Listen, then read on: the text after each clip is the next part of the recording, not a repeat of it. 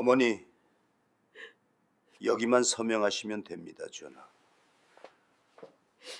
아들의 목소리가 차갑게 떨어졌습니다. 요양원 계약서 앞에서 75 할머니의 손이 떨렸죠. 하지만 그 순간 할머니가 껄껄 웃기 시작했습니다. 너희가 날 버리는 게 아니라 내가 너희를 버리는 거다. 그녀가 가방에서 꺼낸 건 땅 매각 증서였습니다. 80억이라는 숫자를 본 아들 부부의 얼굴이 하얗게 질렸죠. 대체 이 평범해 보였던 시골 할머니에게 무슨 일이 있었던 걸까요? 이 놀라운 반전의 전체 이야기가 궁금하시다면 잠시만 구독 버튼을 눌러주세요. 평범해 보이는 사람들의 숨겨진 이야기를 매일 전해드립니다. 자, 그럼 6개월 전으로 돌아가 볼까요? 김순자 할머니는 그날도 여느 때처럼 새벽 5시에 눈을 떴습니다. 시골 마을 어디선가 닭 우는 소리가 들려왔죠. 남편이 돌아가신 지 벌써 12년, 이 빈집에서 혼자 사는 아침이 익숙해질 법도 한데 여전히 쓸쓸했습니다. 낡은 부엌에서 된장찌개를 끓였어요. 냄비에서 보글보글 소리가 나고 고추장 냄새가 집 안가득 퍼졌습니다. 하지만 상을 차려놓고 보니 반찬 그릇이 너무 컸죠. 혼자 먹기엔 늘 이랬어요. 예전엔 남편이랑 아들이랑 셋이서 둘러앉아 밥을 먹었는데 이젠 텅 빈 식탁이 유난히 넓어 보였습니다. 민수 녀석, 요즘 잘 지내나? 중얼거리며 밥 한 술 떠먹었습니다. 서울에 사는 아들 생각이 났죠. 요즘 통 전화도 안 하더라고요. 바쁜가 봅니다. 사업한다더니 정신없겠죠. 밥을 다 먹고 나서 마당으로 나갔어요. 텃밭에 심어둔 상추랑 깻잎이 푸릇푸릇 자라고 있었습니다. 허리를 구부려 잡초를 뽑는데 등이 욱신거렸어요. 나이가 드니 몸이 예전 같지 않았죠. 그래도 손을 놀리면 마음이라도 편했습니다. 오전 10시쯤 되니 동네 슈퍼에 장 보러 갔습니다. 가는 길에 이웃집 김씨 할머니를 만났어요. 순자 씨, 어디가? 응, 슈퍼 좀. 아들은 잘 지내? 요즘 보이질 않던데. 서울에서 바쁘게 산다고 하더라고. 김씨 할머니가 쓸쓸하게 웃었습니다. 자식 이야기만 나오면 다들 비슷했죠. 도시로 떠난 자식들, 명절에나 얼굴 한번 보기 힘들다는 하소연들. 순자도 그저 웃어넘겼어요. 슈퍼에서 두부 한 모에 계란 한 판, 그리고 김치 담글 배추 몇 포기 샀습니다. 계산하면서 지갑을 열었는데 5만 원짜리 지폐가 서너 장 남았더라고요. 한 달 생활비로 쓰기엔 빠듯했습니다. 그래도 아들한테 손 벌리긴 싫었어요. 할머니, 4,500원입니다. 네, 여기. 돈을 건네고 집으로 돌아왔습니다. 무거운 배추를 들고 오르막길을 걷는데 숨이 찼어요. 중간에 두어 번 쉬어야 했죠. 예전엔 이 정도 짐은 아무것도 아니었는데 말입니다. 집에 도착해서 배추를 마당에 내려놓았어요. 그때 핸드폰이 울렸습니다.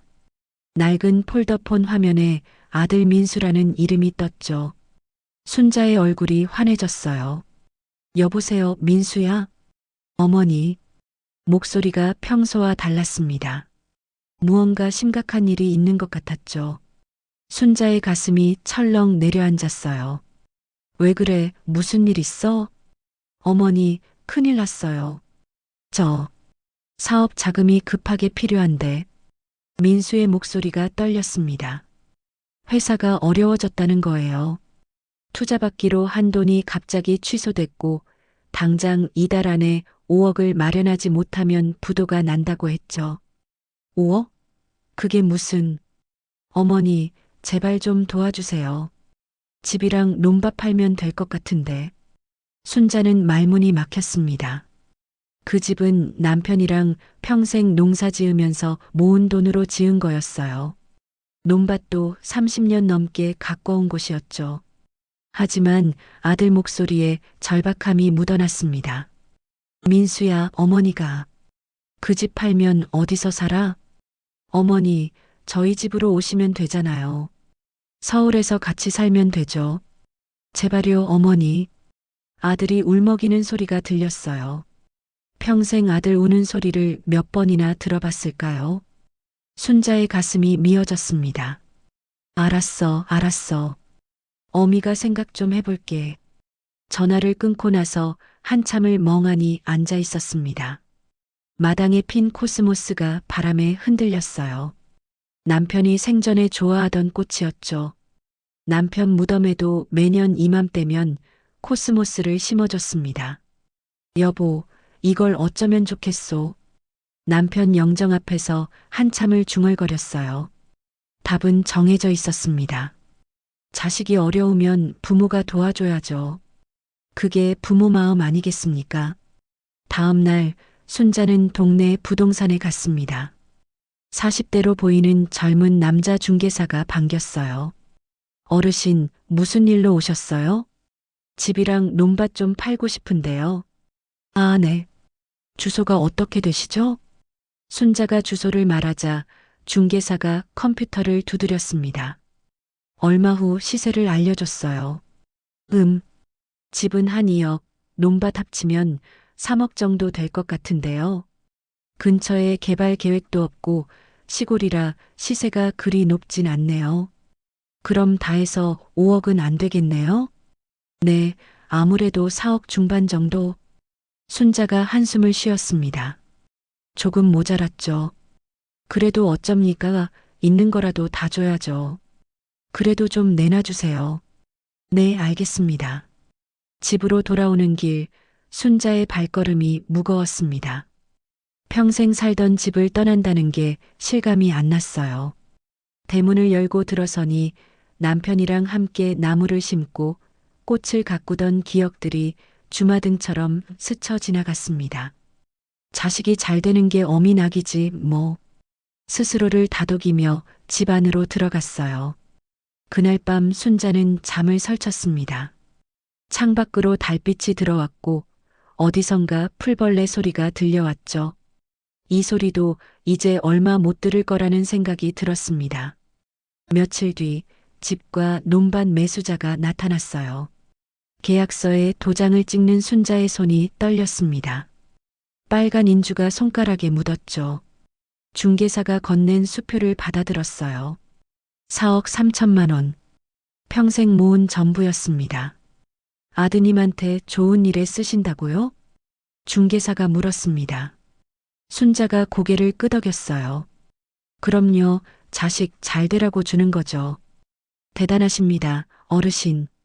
대단한 게 아니었어요. 그냥 어미 마음이었습니다. 은행에 가서 수표를 현금으로 바꿨어요. 그리고 민수에게 전화를 걸었죠. 민수야, 어미가 돈 마련했다. 어머니, 정말요? 감사합니다, 어머니. 민수의 목소리에 기쁨이 가득했습니다. 순자도 덩달아 마음이 놓였어요. 그럼 이제 어머니 서울로 모시러 갈게요. 이번 주말에 갈게요. 그래, 어미가 짐 좀 싸놓을게. 전화를 끊고 나서 순자는 집안을 둘러봤습니다. 짐이라고 해봐야 옷가지 몇 벌과 남편 사진, 그리고 오래된 앨범 정도였어요. 다른 건 다 두고 가기로 했죠. 아들 집은 좁을 테니까요. 주말이 되자 민수가 차를 몰고 왔습니다. 조수석엔 며느리 영희도 함께였어요. 영희는 명품 가방을 들고 내렸는데 시골집을 보더니 코를 찡그렸습니다. 어머니, 잘 계셨어요? 민수가 환하게 웃으며 다가왔어요. 순자가 아들을 보니 눈물이 날 것 같았습니다. 그래, 잘 있었다. 돈은 여기 있어. 순자가 가방에서 통장을 꺼내 건넸어요. 민수가 통장을 받아들고 잠깐 확인하더니 고개를 끄덕였죠. 감사합니다, 어머니. 제가 꼭 성공해서 몇 배로 갚아드릴게요. 그래, 그래. 어미는 내가 잘 되는 것만 봐도 충분하다. 영희는 옆에서 핸드폰만 들여다봤습니다. 인사 한마디 없었죠. 순자는 그저 며느리가 원래 무뚝뚝한가 보다 생각했어요. 짐을 차에 싣고 서울로 향했습니다. 차창 밖으로 시골 풍경이 점점 멀어졌어요. 순자는 뒤를 돌아보지 않았습니다. 돌아보면 눈물이 날 것 같았거든요. 서울에 도착한 건 저녁 무렵이었습니다. 아파트 주차장에 차를 세우고 엘리베이터를 타고 12층으로 올라갔어요. 민순의 집은 생각보다 작았습니다. 방 2개에 거실 하나, 부엌이 딸린 평범한 아파트였죠. 어머니, 여기서 지내세요. 민수가 안내한 곳은 다용도실이었습니다. 세탁기 옆에 접이식 침대가 하나 놓여 있었어요. 좁고 답답한 공간이었죠. 여기서? 네, 방이 좁아서요. 우리도 방 하나에 지훈이 방 하나밖에 없어서. 순자는 아무 말도 하지 못했습니다. 그저 고개만 끄덕였어요. 자기 집도 다 팔아주고 왔는데 대접이 이럴 줄은 몰랐죠. 하지만 뭐라 할 수 없었습니다. 아들이 어려운 걸 도와준 건데 방 하나 없다고 투정 부릴 순 없잖아요. 그날 밤 순자는 다용도실 침대에 누웠습니다. 세탁기 돌아가는 소리가 바로 옆에서 들렸어요. 형광등 불빛이 눈을 찔렀죠. 천장을 바라보며 순자는 생각했습니다. 아들이 성공하면 그때는 좀 나아지겠지. 하지만 가슴 한구석이 서늘했습니다. 며느리 영희가 자기를 쳐다보던 그 차가운 눈빛이 자꾸만 떠올랐거든요. 서울 생활이 시작된 지 일주일쯤 지났을 무렵이었습니다. 순자는 새벽같이 일어나 조심조심 다용도실 문을 열었어요. 세탁기 소음에 잠을 설친 탓에 눈이 퀭했죠. 부엌으로 나가 아침 준비를 하려는데 며느리 영희가 먼저 나와 있었습니다. 어머니, 뭐 하세요? 영희의 목소리가 날카로웠어요. 순자가 어색하게 웃으며 대답했습니다. 아침 준비 좀 하려고. 아, 됐어요. 저희는 안 먹어요.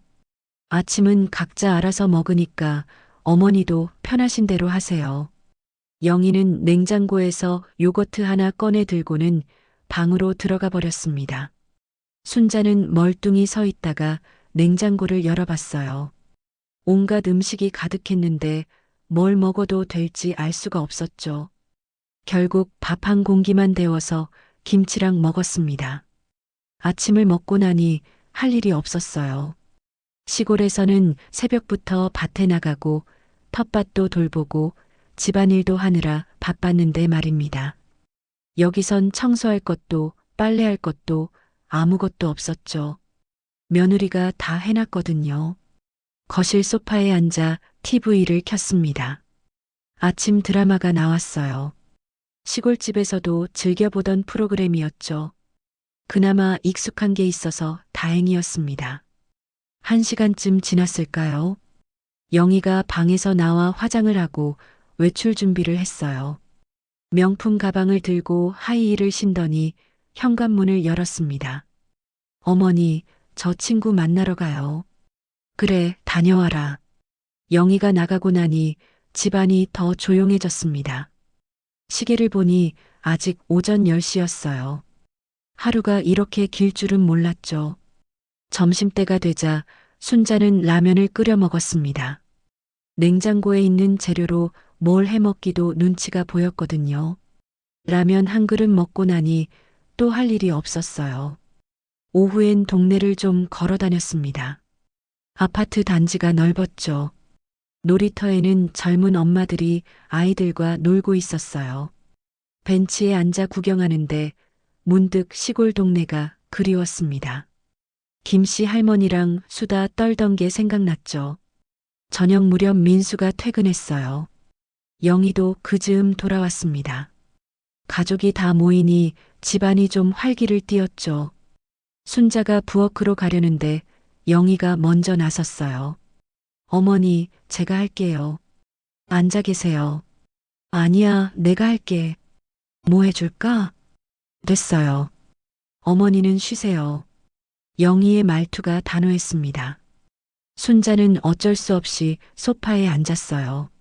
며느리가 요리하는 모습을 보는 게 어색했죠. 시골에서는 늘 자기가 밥을 해줬거든요. 저녁 식탁이 차려졌습니다. 파스타와 샐러드였어요. 순자는 포크질이 서툴렀죠. 파스타 면이 자꾸 미끄러졌습니다. 민수네 가족은 능숙하게 먹는데 자기만 우물쭈물했어요. 어머니, 불편하시면 젓가락 드릴까요? 민수가 물었습니다. 순자가 고개를 저었어요. 아니야, 괜찮아. 밥상머리에서 민수가 말을 꺼냈습니다. 어머니, 회사 일이 좀 풀리는 것 같아요. 투자건도 다시 논의 중이고요. 그래, 다행이다. 어머니 덕분이에요. 정말 감사합니다. 민수가 환하게 웃었어요. 순자도 마음이 놓였습니다. 아들이 잘 되면 그걸로 된 거죠. 식사가 끝나고 민수네 식구들은 각자 방으로 들어갔어요. 순자는 설거지라도 하려고 했는데 영희가 또 말렸습니다. 어머니, 식기세척기 있어요. 그냥 두세요. 그래도 괜찮아요. 제가 할게요. 순자는 할 말을 잃었어요. 며느리가 자기를 배려하는 건지 아니면 부엌에 들어오지 말라는 건지 알 수가 없었습니다. 다용도실로 돌아온 순자는 침대에 누웠어요. 벽 너머로 TV 소리가 들렸죠. 민수네 가족이 거실에서 웃고 떠드는 소리도 들렸습니다. 하지만 순자는 그 자리에 낄 수가 없었어요. 내가 왜 여기 있는 걸까? 이런 생각이 들었습니다. 돈은 다 줬는데 정작 자기는 짐짝 취급받는 것 같았죠. 며칠이 더 지났습니다. 어느 날 오후 순자는 거실 소파에 앉아 TV를 보고 있었어요. 그때 영희가 친구들을 집으로 데려왔습니다. 여자 셋이 깔깔거리며 들어오더니 거실에 앉았죠. 언니, 집 진짜 넓다. 20평대 맞아? 응, 좁지. 근데 뭐 어쩔 수 없잖아. 영희와 친구들이 수다를 떨기 시작했어요. 순자는 자리를 피해야 할 것 같았습니다. 슬그머니 일어나려는데 영희가 말했어요. 아, 어머니. 저희 친구들이랑 얘기 좀 하려고 하는데. 눈빛이 차갑게 식어 있었습니다. 순자는 알아챘죠. 나가라는 거였어요. 그래, 내가 들어가 있을게. 다용도실로 돌아온 순자는 문을 닫았습니다. 귓전에서 영희와 친구들의 웃음소리가 들렸어요. 언니, 근데 시어머니랑 같이 사는 거 불편하지 않아? 말도 마. 진짜 답답해 죽겠어. 맨날 집에만 계시니까. 그럼 요양원 같은 데 모시면 안 돼? 그러게. 나도 그 생각 중이야. 근데 남편이 아직은 좀 그렇대. 순자의 가슴이 철렁 내려앉았습니다. 요양원이라니. 벌써 그런 생각을 하고 있었던 거예요. 빨리 보내. 언니가 자유롭게 살아야지. 그래야겠지? 조만간 남편한테 얘기해 볼게. 순자는 숨이 막혔습니다. 귀를 막고 싶었지만 소리는 계속 들려왔어요. 그날 밤 순자는 잠을 이루지 못했습니다. 천장만 바라보며 밤을 지새웠죠. 다음 날 아침 순자는 민수에게 조심스럽게 물어봤어요. 민수야, 어미가 혹시 너희한테 불편하게 하는 거 아니냐? 뭐가요, 어머니? 아니, 그냥 집이 좁아서 너희가 답답할까 봐. 민수가 손사래를 쳤습니다. 아니에요, 어머니. 괜찮아요. 신경 쓰지 마세요. 하지만 민수의 눈빛이 흔들렸어요. 순자는 알 수 있었습니다. 아들도 불편해하고 있다는 걸. 그날 저녁 식탁에서 영희가 말을 꺼냈어요. 어머니, 제가 어제 좋은데 알아봤는데요. 좋은데? 네, 요양원이요. 시설도 깨끗하고 프로그램도 많대요. 또래 어르신들이랑 어울리시면 훨씬 좋으실 것 같아서요. 순자의 손에 든 숟가락이 떨렸습니다. 결국 이 얘기가 나왔구나 싶었죠. 요양원? 네, 요즘 요양원 좋아요. 어머니 혼자 여기 계시는 것보다 훨씬 나으실 거예요. 민수가 끼어들었어요. 어머니, 한번 알아보기만 해요. 구경만 가보시죠. 순자는 입술을 깨물었습니다. 거절하고 싶었지만 말이 나오지 않았어요. 자기가 전 재산을 다 줬는데 이제 짐이 됐다는 거잖아요. 알았어. 작은 목소리로 대답했습니다. 영희의 얼굴에 만족스러운 미소가 번졌죠. 그날 밤 순자는 다용도실에 누워 남편 생각을 했어요. 남편이 살아 있었다면 이런 일을 겪지 않았을 겁니다. 둘이서 시골에서 조용히 살았겠죠. 여보, 내가 잘못한 걸까요? 중얼거리며 눈물을 흘렸습니다. 평생 자식 위에 살았는데 결국 이렇게 되다니. 억울했고 서러웠어요. 하지만 순자는 몰랐습니다. 자기 명의로 된 땅 한 필지가 있다는 걸. 그 땅이 지금 얼마나 값어치가 있는지도요. 주말이 되자 민순의 가족은 순자를 데리고 요양원 견학을 갔습니다. 서울 외곽에 있는 3층짜리 건물이었어요. 주차장에 차를 세우고 내리는데 입구에 해맑은 실버타운이라는 간판이 붙어 있었습니다. 안으로 들어가니 소독약 냄새가 코를 찔렀어요. 복도 양쪽으로 작은 방들이 늘어서 있었죠. 어르신들이 복도에 앉아 멍하니 있는 모습이 보였습니다. 상담실로 안내받았어요. 40대 여자 상담사가 웃으며 맞았습니다. 어서 오세요. 저희 시설 둘러보러 오셨어요? 네, 저희 어머니 모실 곳을 찾고 있어서요. 민수가 대답했죠. 상담사가 팸플릿을 펼쳐 보였어요. 저희는 한 달에 150만 원입니다. 식사 3식 제공되고요. 주 2회 프로그램도 있어요. 그 정도면 괜찮네요. 영희가 만족스러운 표정을 지었습니다. 순자는 아무 말도 하지 않았어요. 가격을 듣는 순간 알았죠. 싼 곳이라는 걸. 어머니, 여기 괜찮으시죠? 민수가 물었습니다. 순자가 고개를 끄덕였어요. 뭐라고 말할 수도 없었죠. 그럼 다음 주에 입소수속 밟으러 올게요. 영희가 상담사에게 말했습니다. 상담사가 서류를 건넸어요. 집으로 돌아오는 차 안은 조용했습니다. 순자는 창밖만 바라봤어요. 아파트 단지를 지나고 고가도로를 달리고 한강을 건넜습니다. 저 멀리 산이 보였죠. 시골집 뒷산이 떠올랐어요. 나는 이제 어디로 가는 걸까? 마음속으로 중얼거렸습니다. 하지만 대답은 없었죠. 다만 한 가지는 확실했어요. 자기는 이제 아들에게도 며느리에게도 아무에게도 필요 없는 사람이 됐다는 것. 그저 돈만 필요했던 거였죠. 아파트에 도착했습니다. 엘리베이터를 타고 올라가는 동안 순자는 가슴이 답답했어요. 숨이 잘 쉬어지지 않았습니다. 현관문을 열고 들어서는 순간 순자는 결심했어요. 이대로는 안 되겠다고. 뭔가 해야 한다고. 하지만 뭘 어떻게 해야 할지는 몰랐습니다. 다용도실로 돌아온 순자는 낡은 가방을 꺼냈어요. 그 안에 예전에 정리해둔 서류들이 있었죠. 등기권리증, 통장, 그리고 남편이 생전에 남긴 메모 한 장. 시골 땅 잘 챙겨라. 언젠가 쓸 날이 올 거다. 남편의 글씨체였습니다. 순자는 그 메모를 한참 들여다봤어요. 그러고 보니 그 땅을 확인한 지도 오래됐죠. 한 20년은 좋게 넘었을 겁니다.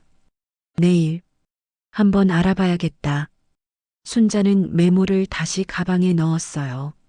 그리고 조용히 침대에 누웠습니다. 밖에서 영희와 민수가 웃으며 대화하는 소리가 들렸지만 이제 신경 쓰이지 않았어요. 오히려 가슴속에서 뭔가가 꿈틀거렸습니다. 분노였을까요? 아니면 희망이었을까요? 순자 자신도 알 수 없었죠. 다만 한 가지는 확실했어요. 이대로 당하고만 있지는 않겠다는 것. 다음 날 아침 순자는 일찍 일어나 외출 준비를 했습니다. 등기소에 가보기로 마음먹었거든요.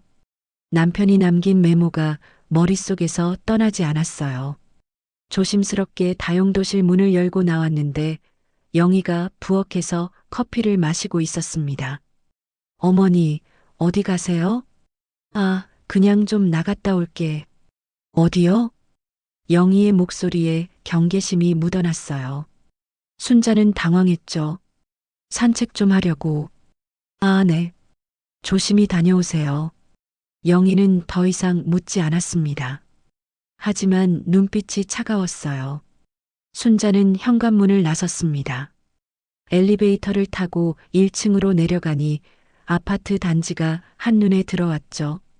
어디로 가야 할지 막막했어요. 경비실 아저씨에게 물어봤습니다. 저기 등기소가 어디 있는지 아세요? 등기소요? 지하철 타고 시청역 근처에 있어요. 감사합니다. 순자는 버스를 타고 지하철역으로 향했어요. 서울 지하철은 처음이었죠. 사람들이 너무 많았고 복잡했습니다. 몇 번이나 길을 잃을 뻔했어요. 1시간 넘게 헤맨 끝에 겨우 등기소를 찾았습니다. 등기소 안은 사람들로 붐볐어요. 번호표를 뽑고 한참을 기다렸죠. 드디어 순서가 왔습니다. 창구 직원이 무표정하게 물었어요. 무슨 일로 오셨어요? 제 명의 땅이 있는지 확인하고 싶어서요. 주민등록 번호하고 주소 알려주세요. 순자가 정보를 말했습니다. 직원이 컴퓨터를 두드리더니 고개를 끄덕였어요. 네, 강원도 쪽에 땅 한 필지 나오네요. 4,000평 정도요. 순자의 가슴이 두근거렸습니다. 맞았어요. 남편이 말한 그 땅이었죠.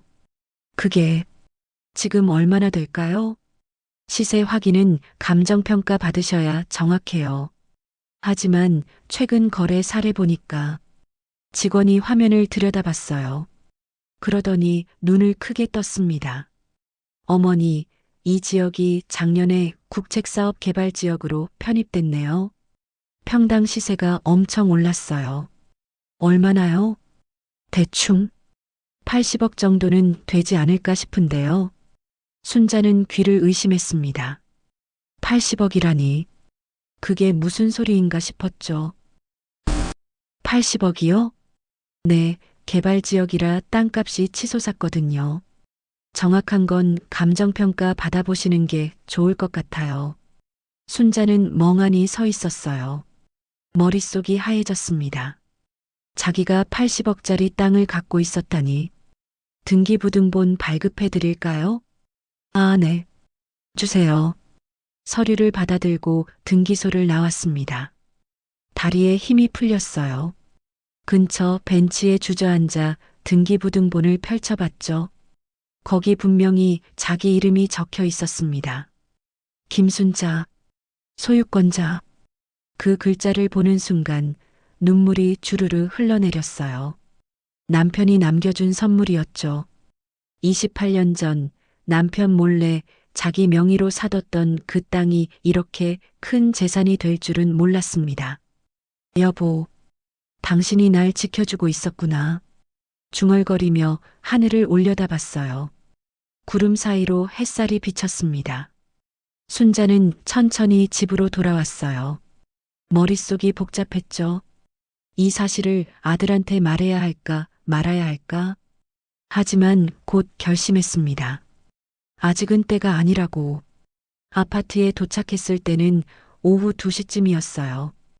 현관문을 열고 들어서니 영희가 거실에서 기다리고 있었습니다.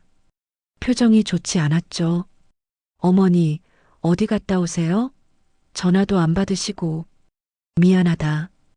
핸드폰 소리 못 들었네. 산책이 몇 시간씩 걸려요? 영희의 목소리가 날카로웠어요. 순자는 가방을 꼭 껴안았습니다. 등기부등본이 들어있었거든요. 그냥 좀 멀리 걸었어. 그러세요. 영희는 더 이상 묻지 않았습니다. 하지만 의심하는 눈빛이었어요. 저녁 때 민수가 퇴근했습니다. 식탁에 둘러앉아 밥을 먹는데 영희가 말을 꺼냈어요.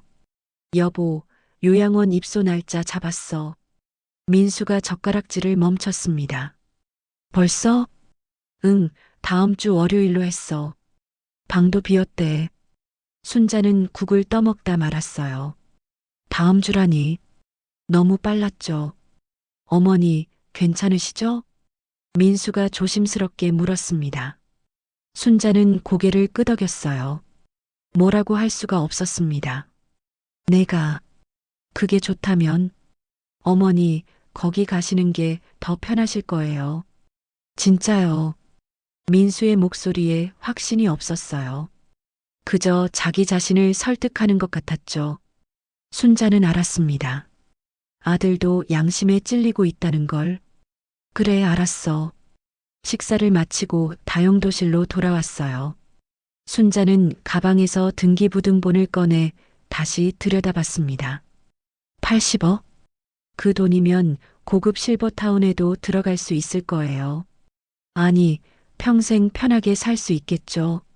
이걸 언제 말해야 하나? 고민이 깊어졌습니다.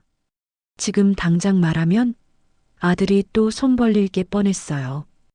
회사가 어렵다고, 투자가 필요하다고 할 겁니다.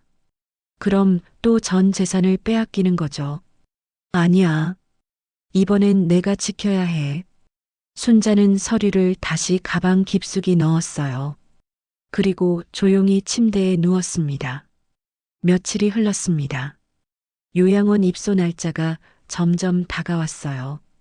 영희는 순자의 짐을 싸기 시작했죠. 옷가지며 세면도구며 큰 가방에 쑤셔 넣었습니다. 어머니, 이것들만 가져가시면 돼요.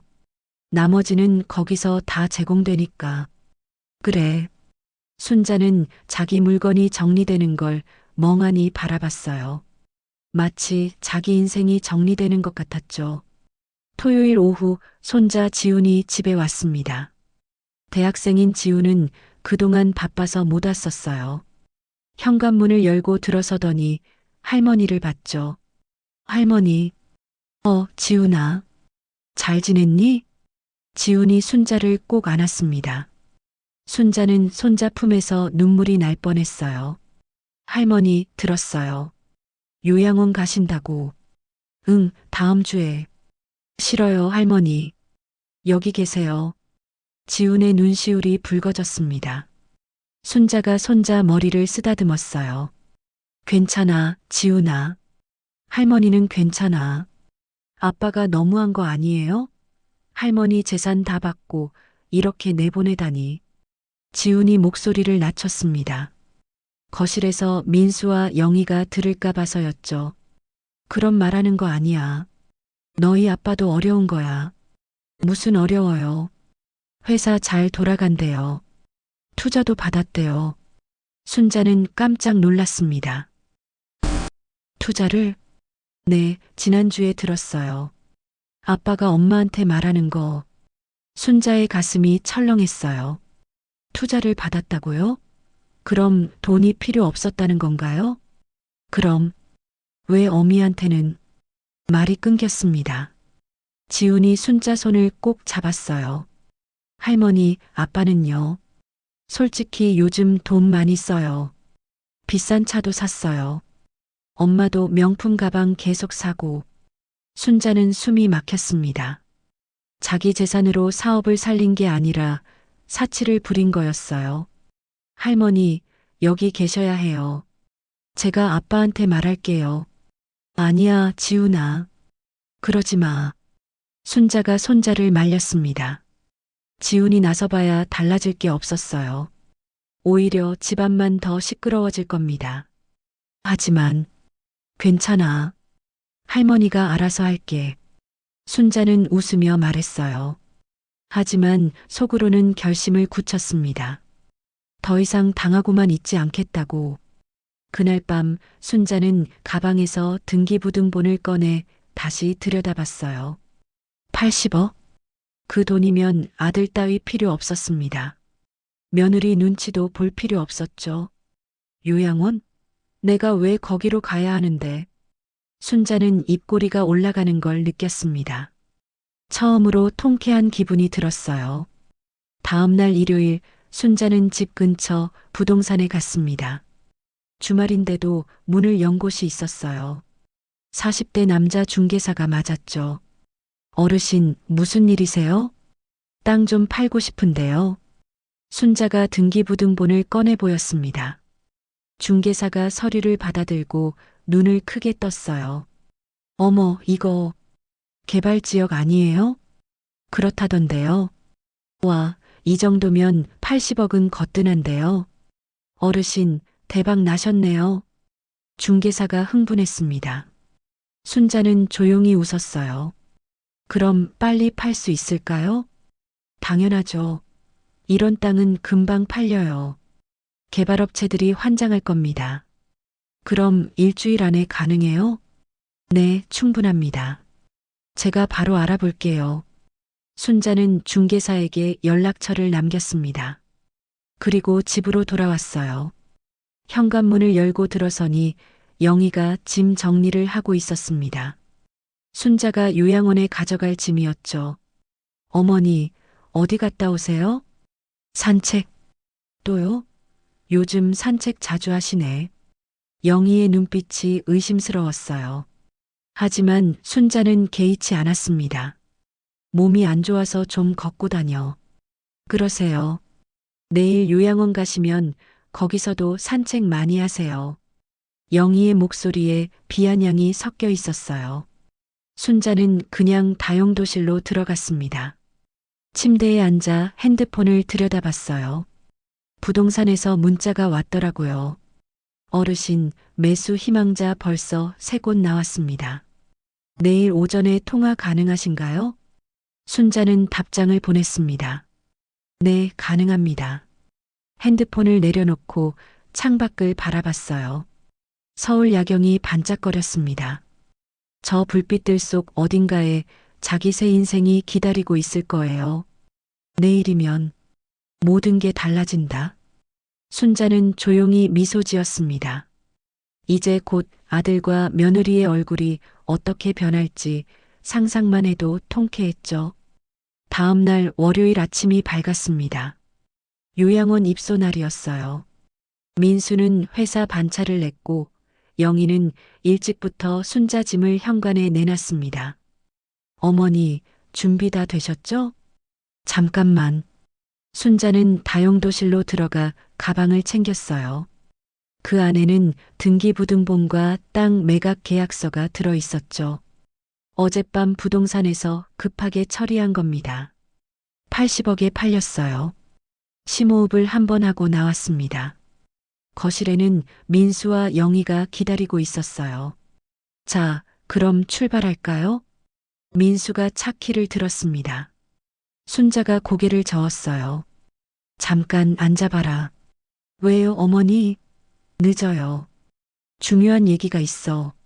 순자의 목소리에 힘이 들어갔습니다. 민수와 영희가 눈치를 챘는지 소파에 앉았어요. 순자는 가방에서 서류를 꺼냈습니다. 땅 매각 계약서였죠. 테이블 위에 펼쳐 놓았어요. 이게 뭐예요? 영희가 물었습니다. 순자가 조용히 대답했어요. 내 땅 판 거야. 80억에. 순간 거실이 조용해졌습니다. 민수와 영희의 눈이 동그래졌어요. 믿을 수 없다는 표정이었죠. 80억이요? 민수의 목소리가 떨렸습니다. 순자가 고개를 끄덕였어요. 그래, 80억. 28년 전에 산 땅인데 개발지역 돼서 값이 올랐더라고. 영희가 벌떡 일어났습니다. 어머니, 그럼 왜 진작 말씀 안 하셨어요? 말할 필요가 없었으니까. 순자의 목소리가 차가웠어요. 영희와 민수의 얼굴이 하얗게 질렸습니다. 그리고 순자는 천천히 입을 열었어요. 지금까지 참았던 모든 말들이 쏟아져 나올 참이었죠. 어머니, 그게 무슨 말씀이세요? 민수의 목소리가 떨렸습니다. 영희는 테이블 위에 계약서를 집어들었어요. 눈으로 숫자를 확인하더니 얼굴이 새하얘졌죠. 80억? 이게 진짜예요? 그래, 진짜야. 순자는 담담하게 대답했습니다. 오히려 마음이 편했어요. 이제 숨길 것도 없었죠. 민수가 벌떡 일어나 순자 앞으로 다가왔습니다. 어머니, 그럼 왜 진작 말씀 안 하셨어요? 저희가 얼마나 힘들었는데. 힘들었어? 내가? 순자가 아들을 똑바로 쳐다봤어요. 민수가 말을 잇지 못했죠. 민수야, 지훈이한테 들었다. 내가 투자받았다며? 회사도 잘 돌아간다고? 민수의 입이 벌어졌습니다. 영희도 당황한 표정이었어요. 그건, 그런데 왜 요양원으로 날 보내려고 했어? 돈이 필요해서가 아니었잖아. 순자의 목소리에 힘이 실렸습니다. 평생 살면서 아들한테 이렇게 강하게 말해본 적이 없었어요. 영희가 끼어들었어요. 어머니, 오해하신 거예요. 저희가 어머니를 위해서 날 다용도실에 처박아 놓고 친구들 앞에서 짐짝 취급하면서. 영희의 얼굴이 붉어졌습니다. 자기 말을 다 들었다는 걸 알아챈 거죠. 그건 제가 실수했어요. 죄송해요, 어머니. 이제 와서 사과하면 뭐해. 어미가 이미 다 들었어. 빨리 요양원 보내라고 했잖아. 언니가 자유롭게 살아야 한다고. 순자는 그날 들었던 대화를 그대로 되짚었어요. 영희가 할 말을 잃었죠. 민수가 무릎을 꿇었습니다. 어머니, 제가 잘못했어요. 정신이 없어서 어머니를 소홀히 대했어요. 소홀히? 그 정도가 아니었지. 내 재산 다 받고 날 내쫓으려 했잖아. 죄송합니다. 정말 죄송합니다. 민수가 고개를 숙였어요. 영희도 옆에서 손을 비볐습니다. 어머니, 저희가 정말 잘못했어요. 다시는 안 그럴게요. 제발 용서해 주세요. 순자는 두 사람을 내려다봤습니다. 얼마 전만 해도 이들 눈치를 보며 살았는데 이제 상황이 완전히 뒤바뀌었어요. 용서? 그걸 왜 내가 해줘야 하는데? 순자가 자리에서 일어났습니다. 가방을 챙기며 말을 이었어요. 민수야, 영희야. 너희가 날 버리는 게 아니라 내가 너희를 버리는 거다. 어머니. 민수가 순자 팔을 잡았습니다. 순자는 팔을 뿌리쳤어요. 손 떼. 이제 난 너희한테 아무것도 줄 게 없어. 어머니, 그게 아니라. 뭐가 아니야? 돈 때문 아니면 뭐 때문에 이러겠어. 순자의 목소리가 차갑게 식었습니다. 민수와 영희는 할 말을 잃었죠. 어머니, 정말 죄송합니다. 저희가 정신 못 차렸어요. 다시 기회를 주세요. 영희가 울먹였습니다. 하지만 순자는 흔들리지 않았어요. 기회? 이미 다 썼어. 나한테 집 팔라고 할 때, 논밭 팔라고 할 때, 다용도실에 처박을 때, 요양원 보내려고 할 때, 기회는 충분했어. 순자는 현관 쪽으로 걸어갔습니다. 민수가 뒤따라왔어요. 어머니, 어디 가시게요? 내 갈 곳 있어. 걱정 마. 하지만, 민수야. 순자가 걸음을 멈추고 아들을 돌아봤어요. 어미는 평생 너 하나만 보고 살았어. 내 아버지 돌아가시고 나서도 너 때문에 버텼지. 근데 넌 뭐 했어? 민수가 고개를 숙였습니다. 순자는 계속 말했어요. 5억을 줬어. 내 전 재산이었어. 그런데 넌 그 돈으로 사업한 게 아니라 비싼 차 사고 며느리 명품 가방 사줬지. 어미는 다용도실에 처박아 놓고 말이야. 죄송합니다. 미안하다는 말은 이제 듣기도 싫다. 순자가 문고리를 잡았어요. 영희가 황급히 다가왔습니다. 어머니, 제발이요. 저희가 잘못했어요. 앞으로 잘할게요. 큰 방 드릴게요. 뭐든지 해드릴게요. 이제 와서? 늦었어. 순자는 문을 열었습니다. 복도로 나서려는데 민수가 막아섰어요. 어머니, 안 돼요. 이러시면 안 돼요. 비켜라, 민수야. 어머니. 민수의 눈에서 눈물이 흘렀습니다. 하지만 순자는 마음이 움직이지 않았어요. 이미 너무 많이 상처받았거든요. 비키지 못해? 순자의 목소리에 단호함이 묻어났습니다. 민수가 주춤 뒤로 물러섰어요. 순자는 엘리베이터로 걸어갔습니다. 뒤에서 영희가 소리쳤어요. 어머니, 돈 다 주실 거면 저희한테 주시지. 왜 모르는 사람한테 줘요? 순자가 걸음을 멈췄습니다. 천천히 돌아서서 영희를 쳐다봤어요. 결국 돈 얘기로 가는구나. 영희가 입을 다물었습니다. 순자는 쓴웃음을 지었어요. 영희야, 내가 원하는 건 시어머니가 아니라 돈이었지. 그걸 이제야 알았어. 아니에요, 어머니.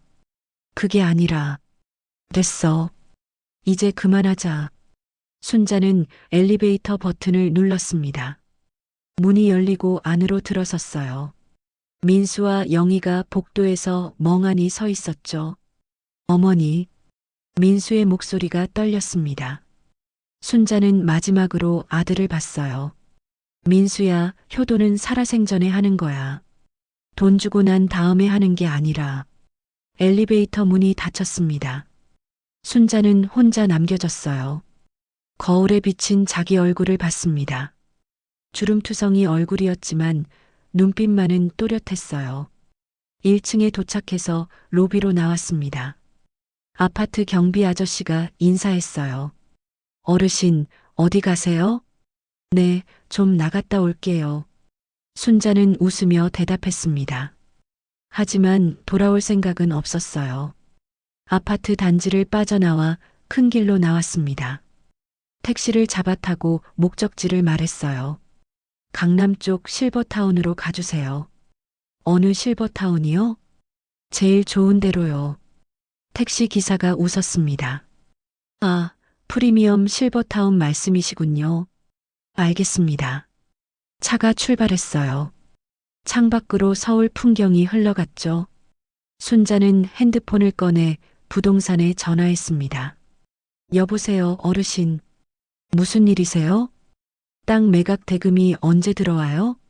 아, 이틀 후면 입금 완료됩니다. 그럼 그때 좋은 실버타운 알아봐 주시겠어요? 돈은 상관없어요. 와, 어르신. 좋으시겠어요.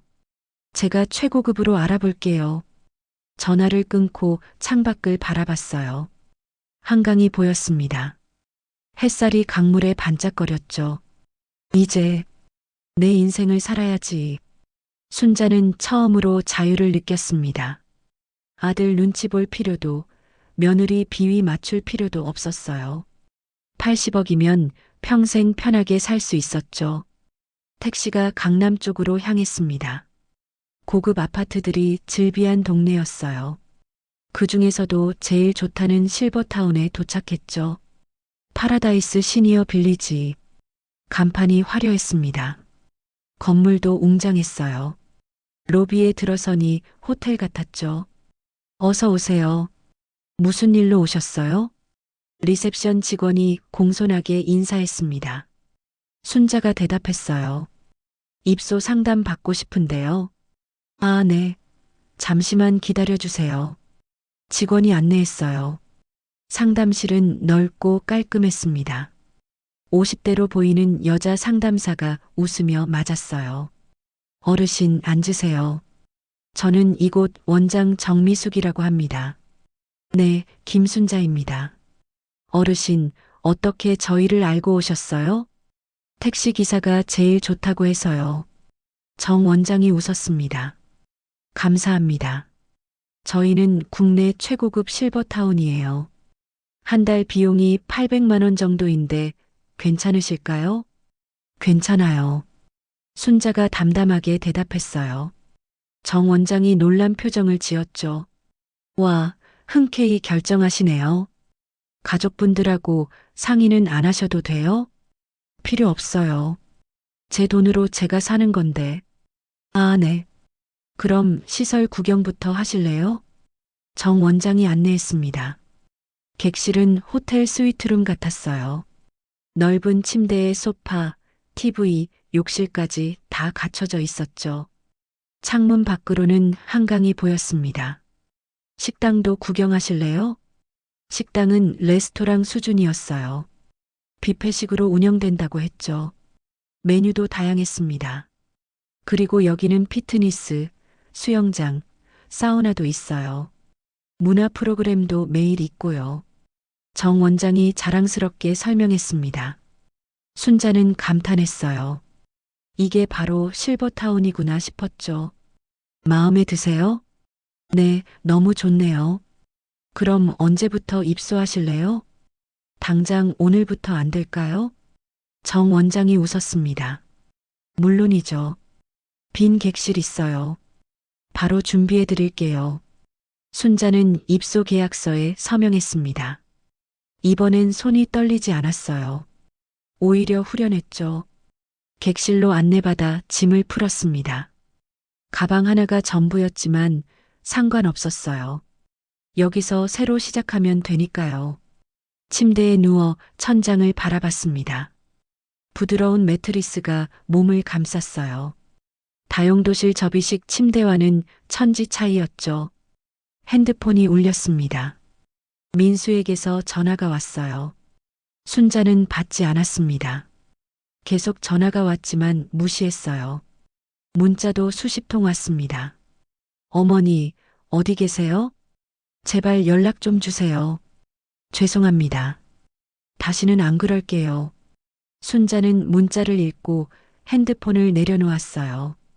대답할 생각이 없었죠. 창밖으로 해가 지고 있었습니다. 노을이 한강을 붉게 물들였어요. 순자는 처음으로 평화를 느꼈습니다. 이제 시작이야. 새로운 인생이 펼쳐질 거예요. 하지만 순자는 아직 몰랐습니다.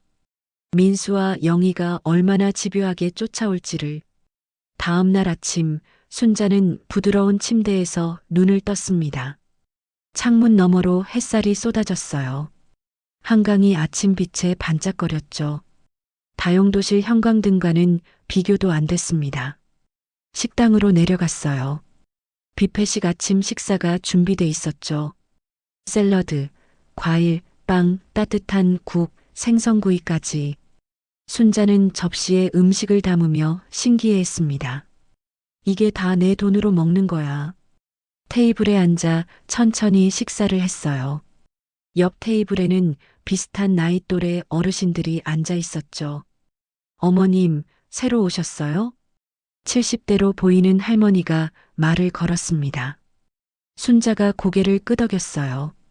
네, 어제 왔어요. 아이고, 반가워요. 저는 2층에 사는 최옥순이에요. 저는 김순자입니다. 옥순이 환하게 웃었어요. 옆에 앉은 다른 할머니들도 인사했죠. 저는 박영자예요. 저는 한명숙이고요. 순자는 처음으로 편안함을 느꼈습니다. 여기선 누구 눈치도 볼 필요가 없었어요. 순자 씨, 오늘 오전에 요가 수업 있는데 같이 가실래요? 옥순이 물었습니다. 순자가 웃으며 대답했어요. 그럴까요? 요가는 처음인데. 괜찮아요. 선생님이 친절하게 가르쳐줘요. 식사를 마치고 요가 수업에 갔습니다. 넓은 운동실에 매트가 깔려 있었어요. 10명쯤 되는 어르신들이 모여 있었죠. 요가 강사가 부드럽게 동작을 알려줬습니다. 순자는 서툴렀지만 즐거웠어요. 농사일로 굳은 몸이 조금씩 풀리는 것 같았죠. 수업이 끝나고 사우나에 갔습니다. 따뜻한 물에 몸을 담그니 피로가 풀렸어요. 옥순이 옆에서 말을 걸었죠. 순자 씨는 자녀분들이 어떻게 돼요? 아들 하나 있어요. 아들이 효자예요? 순자가 쓴웃음을 지었습니다. 효자는 아니에요. 옥순이 고개를 끄덕였어요. 그래요. 요즘 자식들이 다 그렇죠. 저도 딸 둘 있는데 한 달에 한 번 얼굴 보기도 힘들어요. 그래도 연락은 하시잖아요. 뭐 안부 묻는 정도죠. 돈 보내달라는 말은 많이 하는데 옥순이 허허 웃었습니다. 순자도 덩달아 웃었어요. 자식 문제는 다들 비슷했죠. 그래도 여기 와서 좋아요. 자식 눈치 안 봐도 되니까. 옥순의 말이 순자 마음에 와닿았습니다. 맞아요. 이제 자식 눈치 볼 필요 없었죠. 사우나를 나와 객실로 돌아왔어요. 핸드폰을 확인하니 민수에게서 전화가 30통 넘게 왔더라고요. 문자도 100통이 넘었습니다. 어머니, 제발 연락 좀 주세요. 어디 계신지만 알려주세요. 정말 죄송합니다. 다시 기회를 주세요. 순자는 한숨을 쉬었어요. 읽지도 않고 핸드폰을 내려놨습니다. 점심 식사 후 산책을 나갔어요. 실버타운 주변에 공원이 있었죠. 나무가 우거지고 벤치도 있었습니다. 순자는 벤치에 앉아 하늘을 바라봤어요. 이제 뭘 하며 살까? 평생 자식만 보고 살았는데 이젠 자기 인생을 살아야 했어요. 근데 어떻게 살아야 할지 막막했죠. 그때 핸드폰이 울렸습니다. 손자 지훈이었어요. 순자는 받았습니다. 여보세요, 지훈아? 할머니, 어디 계세요? 아빠가 미쳐 날뛰고 있어요. 지훈의 목소리가 다급했어요. 순자가 침착하게 대답했죠. 할머니는 괜찮아. 걱정 마. 어디 계신데요? 저 찾아가도 돼요? 순자는 잠시 망설였습니다. 하지만 지훈은 달랐어요. 유일하게 진심으로 자기를 대해준 손자였죠. 강남의 파라다이스 시니어 빌리지야. 알아? 네. 바로 갈게요. 1시간쯤 지나 로비로 내려가니 지훈이 와 있었습니다. 숨을 헐떡이며 달려온 모양이었어요. 할머니. 지훈이 순자를 꼭 안았습니다. 순자도 손자를 끌어안았어요. 할머니, 정말 걱정했어요. 미안하다, 지훈아. 할머니가 놀래켰구나. 객실로 올라가 앉았습니다. 지훈이 방을 둘러보더니 놀란 표정을 지었어요. 와, 여기 진짜 좋네요. 호텔 같아요. 그치? 할머니도 이런 데서 살 수 있게 됐어. 순자가 웃었습니다. 지훈이 할머니 손을 잡았어요.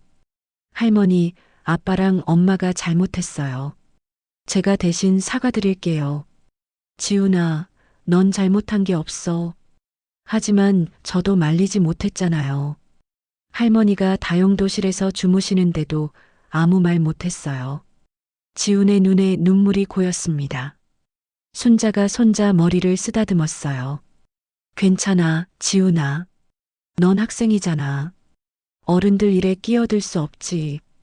그래도, 지훈아, 할머니가 물어볼 게 있어.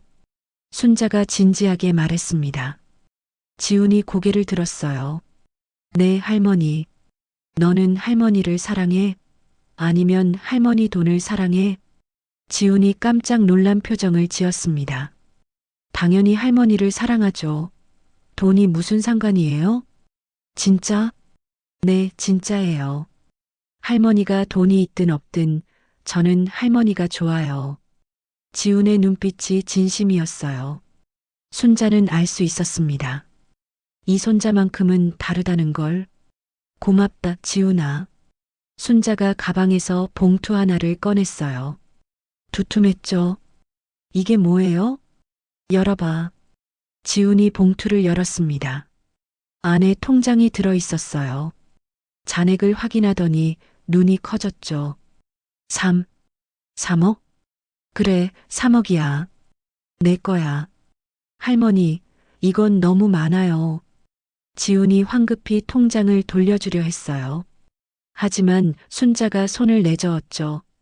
받아. 할머니가 주고 싶어서 주는 거야. 하지만, 지훈아, 넌 할머니를 진심으로 대해줬어. 다용도실에서 잘 때도 미안해했고 요양원 가는 거 반대했잖아. 그게 할머니한테는 큰 위로였어. 순자의 목소리가 떨렸습니다. 지훈이 눈물을 흘렸어요. 할머니, 이 돈으로 내가 하고 싶은 거 해. 공부든 사업이든 뭐든지. 딴 너희 아빠한테는 비밀이야. 네, 할머니. 감사합니다. 지훈이 허리를 깊이 숙였습니다. 순자가 손자를 일으켜 세웠어요. 할머니가 더 고마워. 내가 있어서. 두 사람은 한참을 껴안고 있었습니다. 진짜 가족의 온기가 느껴졌죠. 지훈이 돌아가고 나서 순자는 창밖을 바라봤어요. 해가 서쪽으로 기울고 있었습니다. 마음이 편안했어요. 저녁 식사 시간이 됐습니다. 식당으로 내려가니 옥순이가 손짓했어요. 순자 씨, 여기 앉아요. 순자가 자리에 앉았습니다. 옥순과 영자, 명숙이가 함께였어요. 오늘 뭐 하셨어요? 손자가 왔다 갔어요. 어머, 손자가 찾아왔어요? 효자 손자네요. 옥순이 부러워했습니다. 순자가 웃었어요. 네, 제일 예쁜 손자예요. 저녁을 먹으며 어르신들과 수다를 떨었습니다. 시골 이야기, 자식 이야기, 옛날 이야기. 편안했어요. 누구 하나 자기를 부담스러워하지 않았죠. 식사 후 문화센터에서 영화 상영이 있었습니다. 옛날 영화였는데 순자가 젊었을 때 봤던 거였어요. 추억이 새록새록 떠올랐죠. 영화가 끝나고 객실로 돌아왔습니다. 샤워를 하고 침대에 누웠어요. 부드러운 이불이 몸을 감쌌죠. 핸드폰을 확인했습니다. 민수에게서 또 전화가 왔더라고요. 이번엔 받아봤어요. 어머니, 민수의 목소리가 다급했습니다. 왜 그래, 민수야? 어머니, 어디 계세요? 지훈이가 갔다 왔다는데. 응, 지훈이 왔다 갔어. 어머니, 저도 찾아가도 돼요? 순자는 잠시 망설였습니다. 아니, 안 돼. 왜요? 제가 잘못했어요. 용서해 주세요. 민수야, 어미는 지금 편해. 너희 눈치 안 봐도 되고, 다용도실에서 앉아도 되고, 이대로 살고 싶어? 어머니, 넌 내 인생 살아. 어미는 어미 인생 살게. 순자의 목소리가 단호했어요. 민수가 울먹였죠. 어머니, 제발이요. 다시 기회를. 기회는 이미 줬어. 넌 그걸 버렸고. 어머니. 순자는 전화를 끊어버렸습니다. 더 이상 들을 필요가 없었어요. 핸드폰을 무음으로 설정하고 불을 껐습니다. 어둠 속에서 한강의 야경이 반짝였어요. 순자는 눈을 감았죠. 이제 시작이야. 내 인생. 그렇게 첫날 밤이 지나갔습니다. 다음 날 아침 순자는 부동산으로부터 연락을 받았어요. 어르신, 땅 매각 대금 입금 완료됐습니다. 확인해 보세요. 핸드폰 뱅킹으로 확인하니 정말로 80억이 들어와 있었습니다. 평생 처음 보는 금액이었어요. 이제 뭘 하며 살까? 순자는 생각했습니다. 그저 편하게 사는 것도 좋지만 뭔가 의미 있는 일을 하고 싶었어요. 로비로 내려가 정 원장을 만났습니다. 원장님, 여쭤볼 게 있어요. 네, 어르신. 무슨 일이세요? 여기서 봉사 같은 거 할 수 있나요? 어려운 어르신들 돕는 일 말이에요. 정 원장이 놀란 표정을 지었어요. 와, 어르신. 그런 마음을 가지셨다니 감동이에요. 사실 저희가 협력하는 무료 급식소가 있거든요. 그래요? 네, 거기서 봉사자를 항상 필요로 해요. 소개해 드릴까요? 순자가 환하게 웃었습니다. 네, 부탁드려요. 그날 오후 순자는 무료 급식소를 찾아갔어요. 자기보다 더 어려운 어르신들이 많았죠. 순자는 배식을 도우며 생각했습니다. 내가 얼마나 운이 좋았나. 80억이 생겼다고 자랑할 게 아니었어요. 그 돈으로 뭔가 의미 있는 일을 해야 했죠. 봉사를 마치고 돌아오는 길, 순자는 결심했습니다. 재단을 만들기로. 어려운 어르신들을 돕는 재단. 그게 자기가 할 일이었어요. 실버타운으로 돌아와 객실에 앉았습니다. 노트를 꺼내 계획을 적기 시작했어요. 김순자 복지 재단. 이름도 정했습니다. 앞으로 이 재단으로 많은 어르신들을 도울 거예요. 그게 80억을 쓰는 제대로 된 방법이었죠. 하지만 순자는 몰랐습니다. 민수와 영희가 포기하지 않고 있다는 걸. 그들은 지금 변호사를 찾아가고 있었거든요. 일주일이 지났습니다. 순자는 실버타운 생활에 완전히 적응했어요.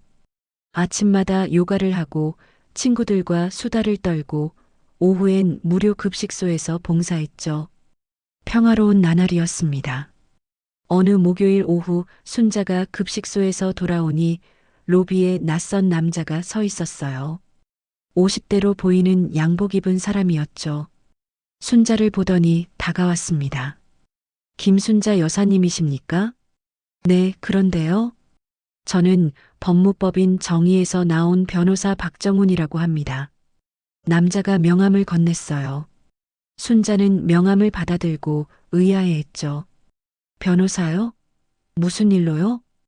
박민수 씨께서 의뢰하셨습니다. 잠깐 상담 좀 하고 싶다고 하시는데요. 순자의 얼굴이 굳어졌습니다. 민수가 변호사까지 동원했구나 싶었어요. 무슨 상담인데요? 재산 문제와 관련해서요. 저희 사무실로 오시겠습니까? 아니면 여기서 편하신 곳에서, 여기 라운지에서 얘기하죠. 순자는 박 변호사를 라운지로 안내했습니다. 소파에 마주 앉았어요. 그래서 무슨 얘긴데요? 박 변호사가 서류를 꺼냈습니다. 김 여사님, 최근에 강원도 땅을 80억에 매각하셨죠? 네, 그랬어요. 그 땅이 원래 남편분과 공동재산이었고 남편께서 돌아가신 후 아드님이 상속권자인데 상속 절차 없이 매각하신 건 법적으로 문제가 될 수 있습니다.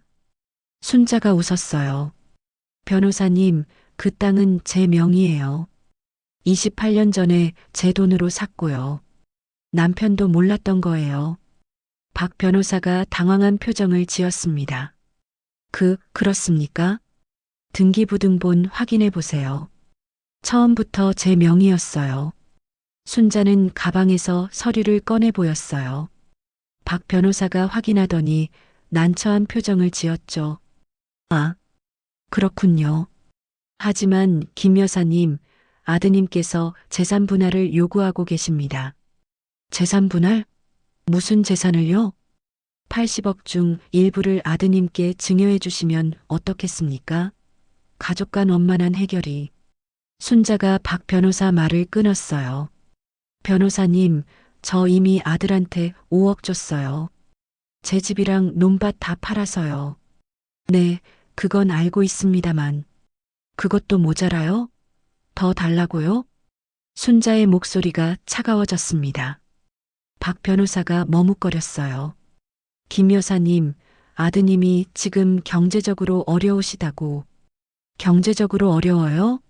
투자도 받고 회사 잘 돌아간다던데요? 그게 변호사님도 속은 거예요. 제 아들이 거짓말한 거죠. 박 변호사가 할 말을 잃었습니다. 순자는 계속 말했어요. 변호사님, 돌아가세요. 저는 아들한테 줄 게 더 없어요. 하지만 김 여사님 가족인데, 가족이면 뭐든 용서해야 돼요? 전 재산 빼앗고 다용도실에 가두고 요양원 보내려던 사람들한테요? 순자의 목소리가 떨렸습니다. 박 변호사가 놀란 표정을 지었어요. 그런 일이 있었습니까? 네, 있었어요. 그래도 변호사님은 제 아들 편을 들 거예요? 박 변호사는 고개를 숙였습니다. 죄송합니다, 김 여사님. 사정을 몰랐습니다. 이제 아셨으니 돌아가세요. 박 변호사가 일어나 인사했어요. 실례했습니다. 변호사가 나가고 나서 순자는 한숨을 쉬었습니다. 민수가 포기하지 않고 있었어요. 이젠 법까지 동원하다니. 그날 저녁 객실로 돌아가니 민수에게서 전화가 왔습니다. 순자는 받았어요. 변호사 보냈더라. 어머니, 죄송합니다. 하지만 뭐, 법으로 협박하려고? 협박이 아니에요. 어머니, 제발 좀 이해해 주세요. 저도 먹고 살아야 해요. 민수의 목소리가 절박했습니다. 순자가 차갑게 대답했어요. 민수야, 넌 이미 5억 받았잖아. 그걸로 회사 살리고도 남았을 거야. 그게 사업 확장하느라 다 썼어요. 그럼 내 책임이지. 왜 어미한테 더 달라고 해? 어머니가 80억이나 있잖아요. 좀 나눠주시면 안 돼요? 민수의 목소리에 짜증이 묻어났어요. 순자는 실망했죠. 민수야, 넌 끝까지 돈만 보는구나. 무슨 말씀을? 어미가 요양원 가려고 할 때 말렸어? 다용도실에 있을 때 미안해했어? 아니잖아. 그저 귀찮아했지. 민수가 말문이 막혔습니다. 순자는 계속했어요. 이제 어미한테 돈이 있으니까 찾아오는 거잖아. 그게 효도야? 그게 가족이야? 어머니, 민수야, 이제 그만해. 어미는 내 현금 인출기가 아니야. 순자는 전화를 끊어버렸습니다. 가슴이 미어졌어요. 아들이 이렇게까지 변할 줄은 몰랐죠. 다음 날 아침 순자는 일찍 일어나 옥순에게 전화했습니다. 옥순 씨, 오늘 같이 나갈 수 있어요? 어디요? 변호사 사무실이요. 재단 만들려고요. 와, 정말요? 좋아요. 같이 갈게요. 두 사람은 강남에 있는 법무법인으로 갔어요. 이번엔 순자가 직접 선택한 변호사였죠. 어르신, 재단 설립 도와드리겠습니다. 젊은 여자 변호사가 친절하게 맞았어요. 순자는 계획을 설명했습니다. 김순자 복지재단을 만들고 싶어요. 어려운 어르신들 돕는 거요. 좋은 일 하시네요. 초기 자본금은 얼마나 되시죠? 20억 정도 생각하고 있어요. 변호사가 눈을 크게 떴습니다. 20억이요? 와, 큰 재단이 되겠는데요. 네, 제대로 하고 싶어서요. 서류 작업이 시작됐어요. 순자는 꼼꼼하게 확인하며 도장을 찍었습니다. 이번엔 떨리지 않았어요.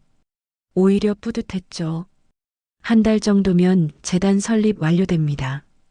감사합니다, 변호사님. 사무실을 나오는데 옥순이 감탄했어요. 순자 씨 대단해요. 진짜 멋있어요. 아니에요. 그냥 의미 있게 쓰고 싶었어요. 돈 많은 사람은 많아도 이렇게 쓰는 사람은 드물어요. 순자는 웃었습니다. 돈을 자기만 쓰는 게 무슨 의미가 있을까요? 나누는 게 진짜 행복이었죠. 카페에 들러 차를 마시며 이야기를 나눴어요. 옥순이 물었습니다. 순자 씨, 아드님한테는 얘기했어요? 아니요, 말 안 할 거예요. 왜요? 알면 또 돈 달라고 할 거예요. 재단 돈 빼내려고 하겠죠. 옥순이 고개를 끄덕였어요. 그러겠네요. 자식이 그렇다니 마음 아프시겠어요. 처음엔 아팠는데 이젠 괜찮아요. 제 인생 살기로 했거든요. 잘하셨어요, 순자 씨. 두 사람은 따뜻한 차를 마시며 웃었습니다. 창밖으로 봄볕이 쏟아졌어요. 그날 오후 실버타운으로 돌아오니 로비에 민수와 영희가 와 있었습니다. 순자를 보자마자 달려왔어요. 어머니, 왜 왔어? 순자의 목소리가 차가웠습니다. 민수가 무릎을 꿇었어요. 어머니, 제발이요. 저희 좀 도와주세요. 또 돈 달라고 왔어? 회사가 정말 어려워요. 2억만 빌려주시면. 순자가 웃었어요. 2억? 어제는 몇 억 달라던데 오늘은 2억이야? 민수가 당황했습니다. 영희가 끼어들었어요. 어머니, 저희가 잘못했어요.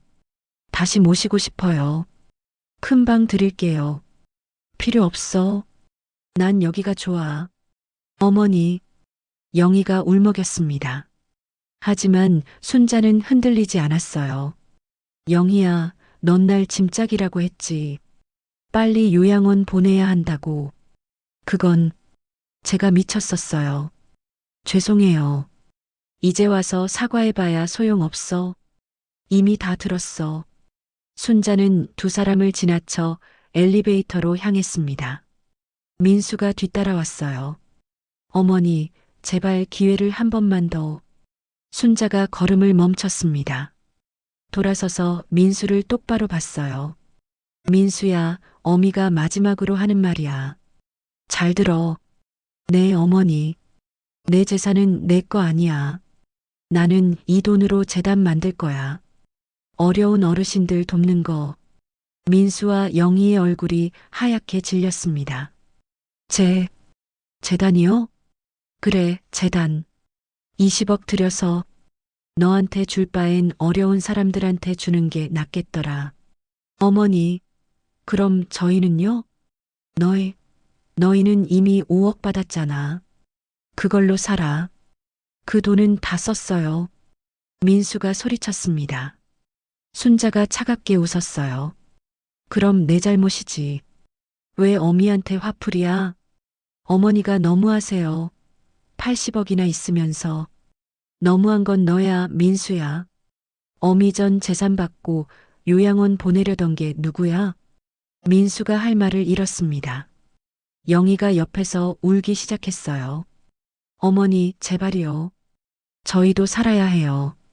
살아. 일해서 벌어먹고. 어미 돈 빼먹지 말고. 순자는 엘리베이터에 탔습니다. 문이 닫히기 직전 민수가 손을 내밀었어요. 어머니. 하지만 문은 그대로 닫혔습니다. 순자는 혼자 남겨졌어요. 거울 속 자기 얼굴을 봤죠. 눈물이 흐르고 있었습니다. 이게 맞는 걸까? 순간 흔들렸어요. 하지만 곧 고개를 저었습니다. 맞아요. 이게 맞았어요. 더 이상 당할 순 없었죠. 객실에 들어가 창밖을 바라봤습니다. 한강이 흐르고 있었어요. 순자는 깊은 숨을 들이마셨죠.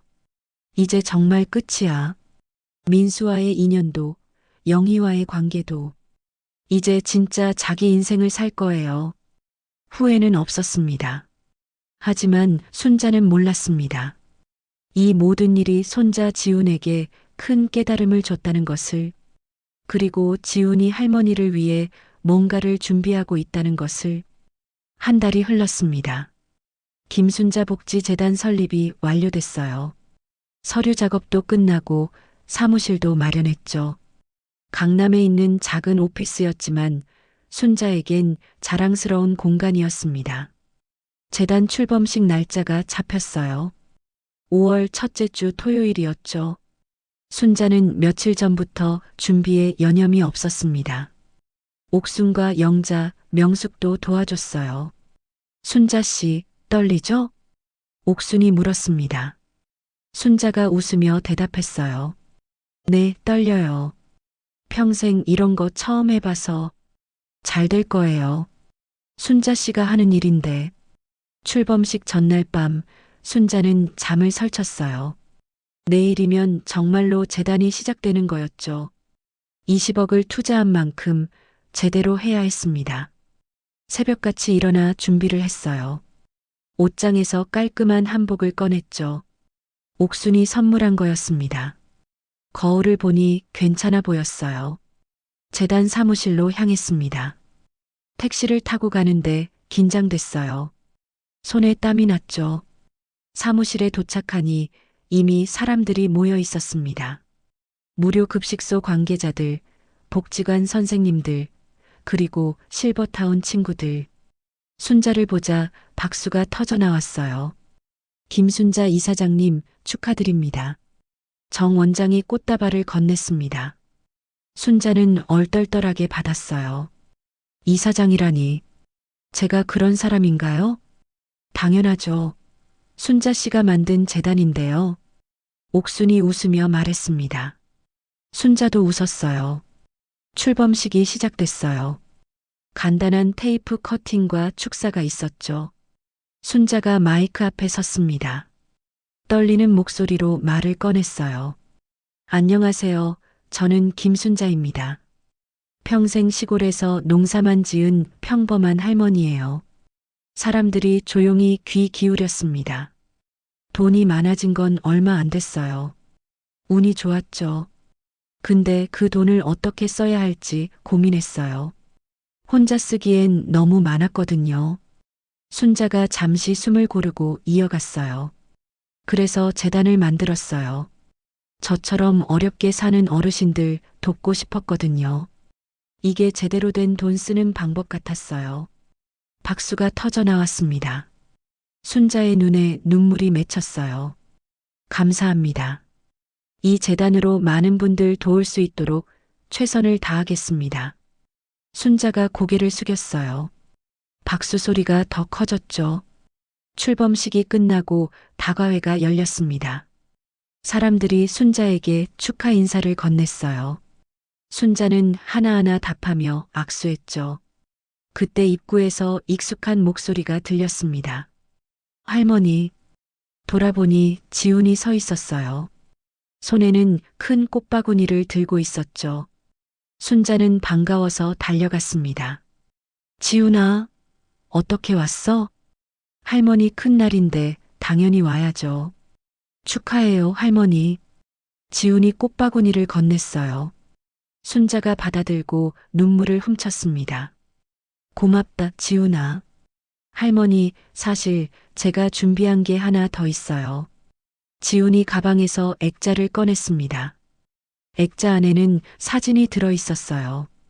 순자와 지훈이 함께 찍은 사진이었죠. 이거 기억하세요? 제가 중학생 때 할머니 댁에 놀러 갔을 때 찍은 거예요. 사진 속 순자는 밭에서 일하고 있었고 어린 지훈이 옆에서 웃고 있었습니다. 순자는 사진을 보며 눈물을 흘렸어요. 그때가 참 좋았는데. 저도요, 할머니.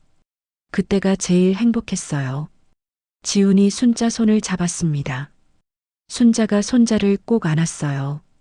지훈아, 넌 할머니한테 진짜 가족이야. 저도 할머니가 진짜 가족이에요. 두 사람은 한참을 껴안고 있었습니다. 주변 사람들이 뭉클해하며 지켜봤어요. 다과회가 끝나고 사람들이 하나둘 떠났습니다.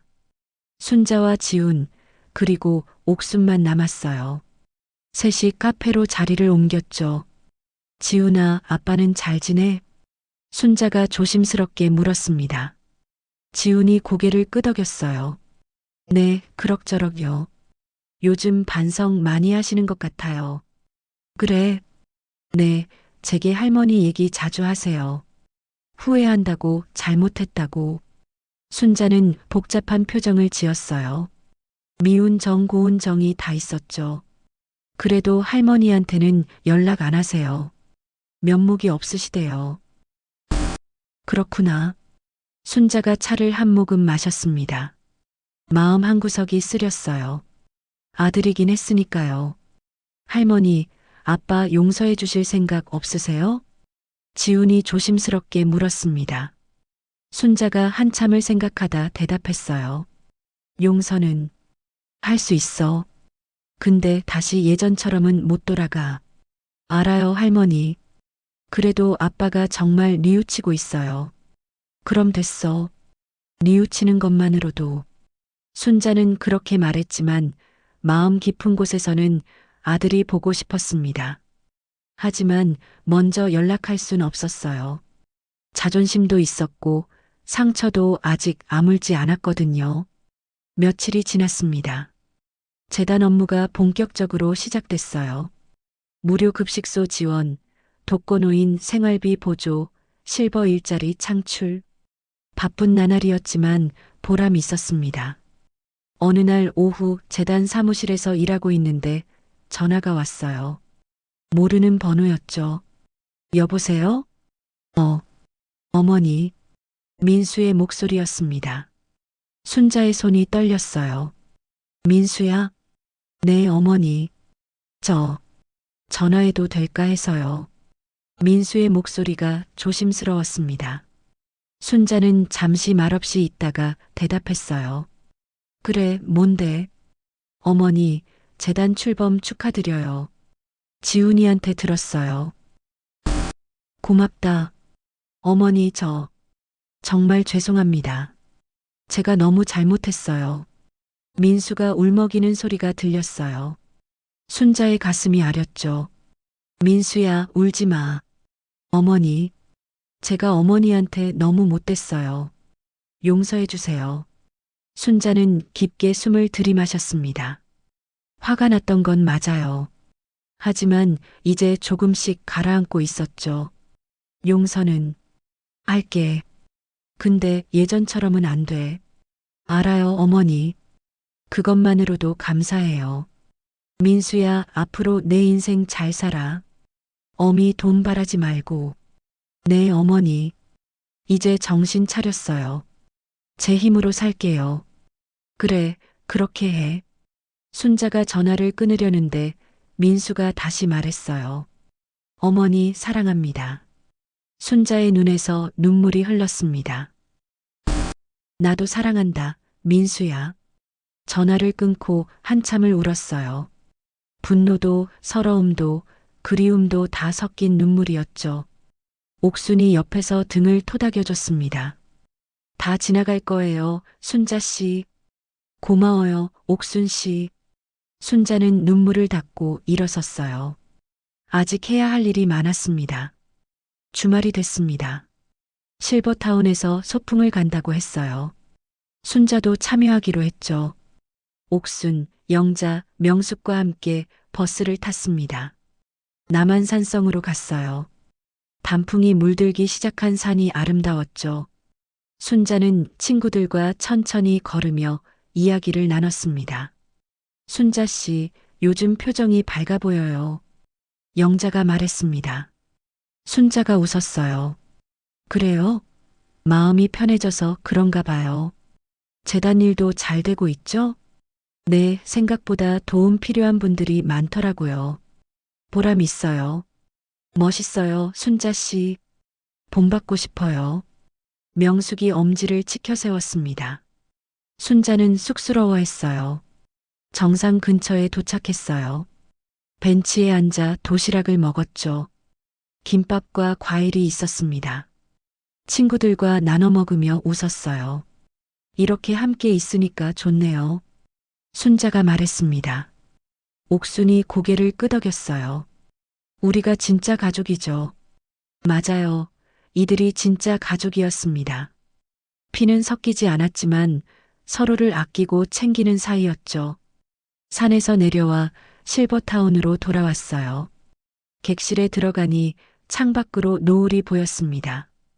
한강이 붉게 물들었어요. 순자는 창가에 앉아 노을을 바라봤습니다. 지난 몇 달을 되돌아봤어요.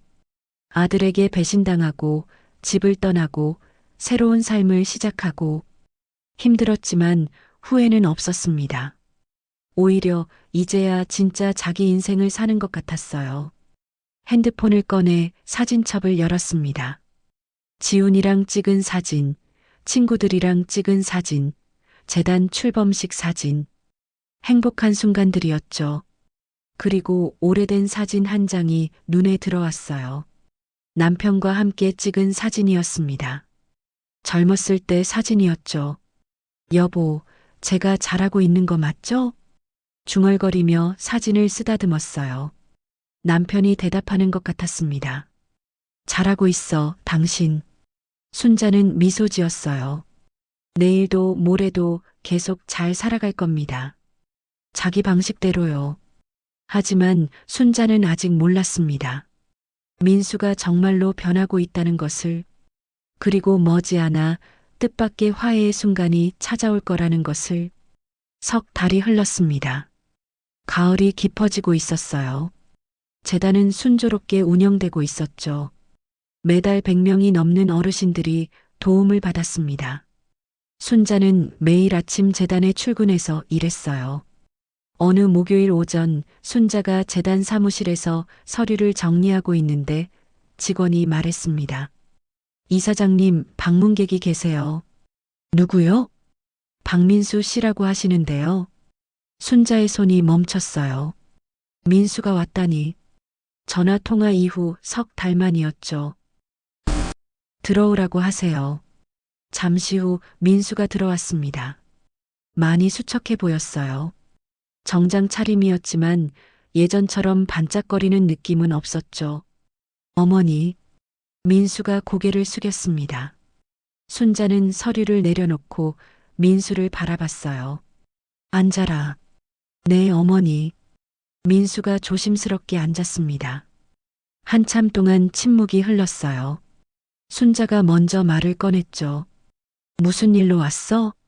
어머니, 그냥 뵙고 싶었어요. 그래. 순자의 목소리는 담담했습니다. 민수가 가방에서 봉투를 꺼냈어요. 이거 받아주세요. 뭔데? 제가 3개월 동안 모은 돈이에요. 100만 원밖에 안 되지만 순자는 봉투를 받지 않았습니다. 왜 주는데? 어머니께 받은 5억. 갚고 싶어서요. 조금씩이라도. 순자가 민수를 똑바로 봤어요. 아들 눈빛이 예전과 달랐습니다. 진심이 보였죠. 민수야, 그 돈은 준 거야. 갚을 필요 없어. 하지만 대신 내가 잘 사는 모습 보여줘. 그게 어미한테는 더 큰 효도야. 민수의 눈에서 눈물이 흘렀어요. 어머니, 제가 정말 못됐어요. 어머니를 돈으로만 봤어요. 알아. 용서해 주세요. 제발. 민수가 무릎을 꿇으려 했어요. 순자가 손으로 막았죠. 일어나. 무릎 꿇지 마. 어머니, 용서는 이미 했어. 전화 통화 때 말했잖아. 민수가 눈물을 닦았습니다. 순자가 계속 말했어요.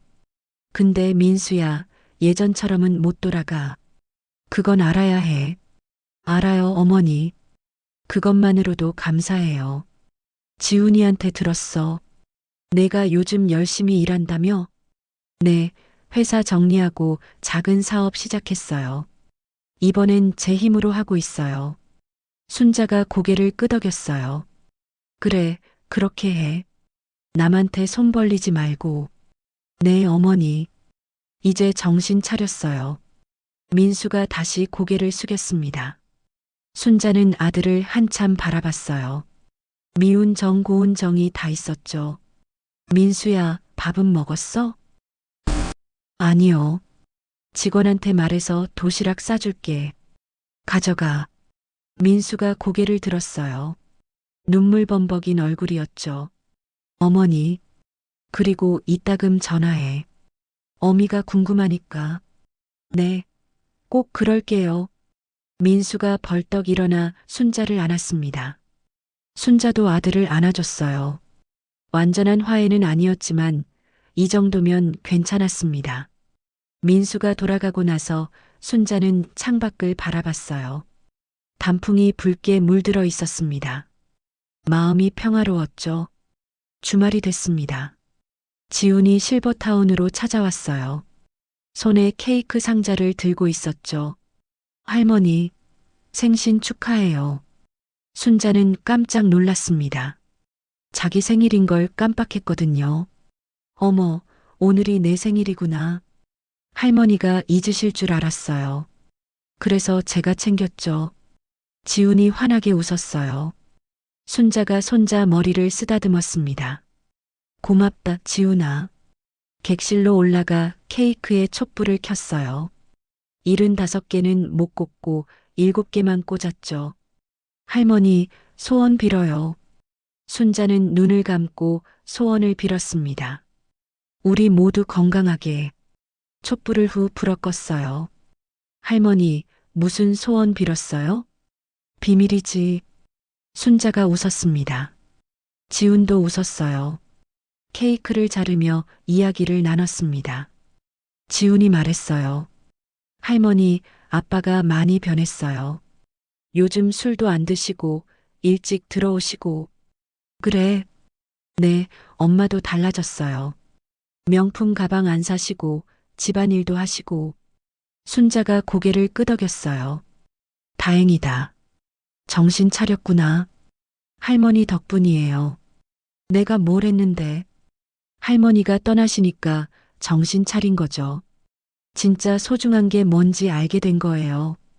지훈의 말이 가슴에 와닿았습니다. 순자는 차를 한 모금 마셨어요. 지훈아, 넌 할머니가 준 돈 잘 쓰고 있어? 네. 학비 내고 나머지는 저축하고 있어요.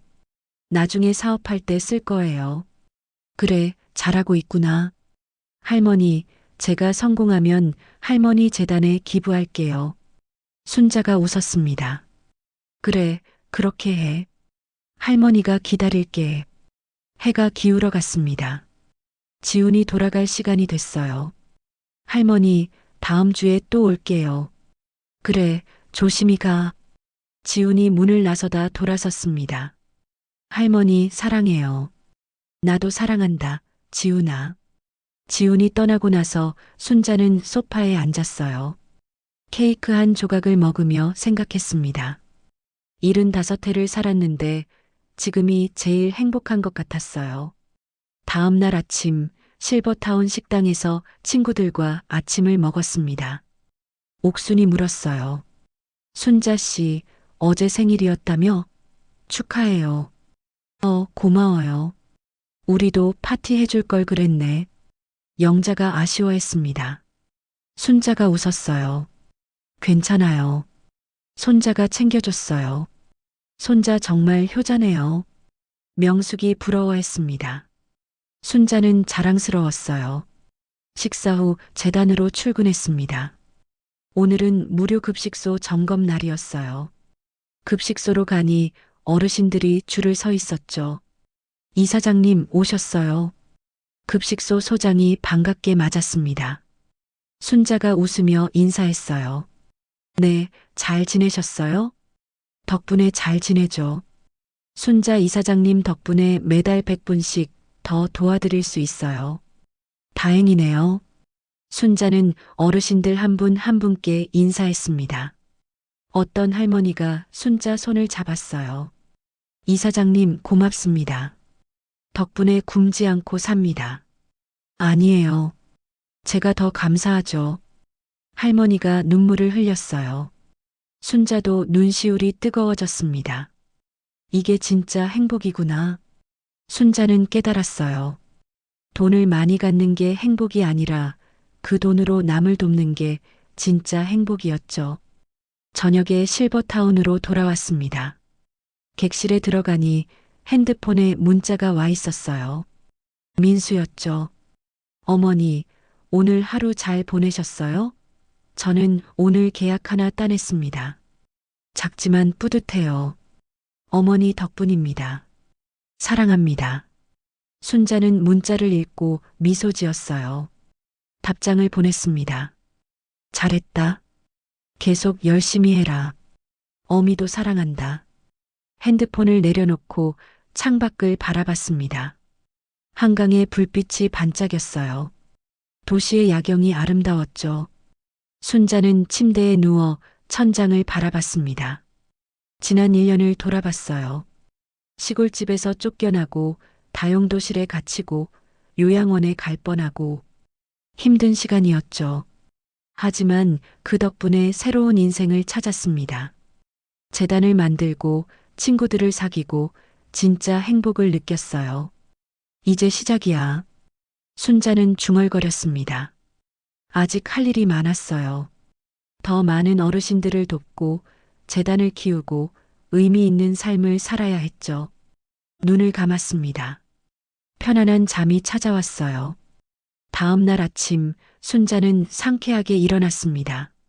창문을 열어 신선한 공기를 마셨어요. 아침 햇살이 따스했죠. 요가 수업에 갔습니다. 친구들과 함께 몸을 풀었어요. 예전처럼 허리가 아프지 않았습니다. 건강해진 것 같았죠. 수업이 끝나고 사우나에 갔어요. 옥순이 말했습니다. 순자 씨, 요즘 표정이 정말 밝아요. 그래요? 네, 처음 왔을 때랑 완전히 달라요. 그때는 슬퍼 보였거든요. 순자가 웃었어요. 이제 행복하니까요. 보기 좋아요. 우리 순자 씨. 옥순이 순자 어깨를 토닥였습니다. 순자는 친구가 고마웠어요. 오후에 재단 이사회가 있었습니다. 순자가 보고했어요. 지난 3개월간 총 350명의 어르신들을 도왔습니다. 내년에는 500명까지 늘릴 계획입니다. 이사들이 박수를 쳤어요. 정 원장이 말했습니다. 이사장님, 정말 대단하세요. 짧은 시간에 이만큼 성과를 내시다니. 다 여러분 덕분입니다. 순자는 겸손하게 말했어요. 하지만 속으로는 뿌듯했죠. 회의가 끝나고 재단 사무실에 홀로 남았습니다. 창밖으로 해가 지고 있었어요. 순자는 책상에 앉아 일기를 썼습니다. 오늘도 좋은 하루였다. 어르신들 웃는 얼굴 보니 기분이 좋았다. 내일은 새로운 봉사처를 방문할 예정이다. 민수한테서 문자가 왔다. 잘 지내고 있다니 다행이다. 지훈이도 학교 잘 다니고 있다고 한다. 나는 행복하다. 일기를 덮고 사무실 불을 껐습니다. 실버타운으로 돌아가는 길, 순자는 하늘을 올려다봤어요. 별이 반짝이고 있었죠. 여보, 보고 있어요? 저 잘 살고 있어요. 남편에게 말을 건넸습니다. 바람이 살랑 불었어요. 남편이 대답하는 것 같았죠. 실버타운에 도착해서 로비를 지나는데 경비 아저씨가 인사했습니다. 이사장님, 오늘도 수고하셨어요. 아이고, 고마워요. 순자는 웃으며 인사했어요. 엘리베이터를 타고 올라가 객실 문을 열었습니다. 따뜻한 조명이 켜져 있었어요. 부드러운 소파, 깨끗한 침대, 한강뷰, 모든 게 완벽했습니다. 순자는 소파에 앉아 차를 한 잔 마셨어요. 따뜻한 차가 목을 타고 내려갔죠. 이게 내 인생이야. 순자는 미소 지었습니다. 75해를 살면서 이제야 자기 인생을 사는 것 같았어요. 자식 위에 살던 삶에서 벗어나 이제는 자기 자신과 남을 위해 사는 삶. 그게 진짜 행복이었죠. 창밖으로 한강이 흐르고 있었습니다. 끝없이 흐르는 강처럼 순자의 인생도 계속 흘러갈 거예요. 이제 시작일 뿐이었죠. 순자는 침대에 누워 눈을 감았습니다. 내일 아침이 기대됐어요. 또 누군가를 도울 수 있을 테니까요. 그게 순자에게는 가장 큰 기쁨이었습니다. 감사합니다. 순자는 중얼거렸습니다. 모든 것에 감사했어요. 힘든 시간도, 배신도, 고통도. 그게 있었기에 지금의 행복이 있었으니까요. 순자는 편안하게 잠들었습니다. 얼굴에는 미소가 번져 있었어요. 진정한 행복을 찾은 사람의 얼굴이었죠. 그렇게 순자의 새로운 인생이 계속되었습니다. 매일 아침 일어나 재단 일을 하고 친구들과 웃고 어르신들을 돕고 가끔 민수에게서 전화가 왔고 지훈이 찾아왔어요. 완벽한 삶은 아니었지만 충분히 행복한 삶이었습니다. 그리고 그게 순자에게는 전부였어요. 자식은 부모 인생의 전부가 아니었습니다. 부모도 자기 인생을 살 권리가 있었죠. 순자는 그걸 깨달았고 실천했습니다. 그리고 행복하게 살았습니다. 오래오래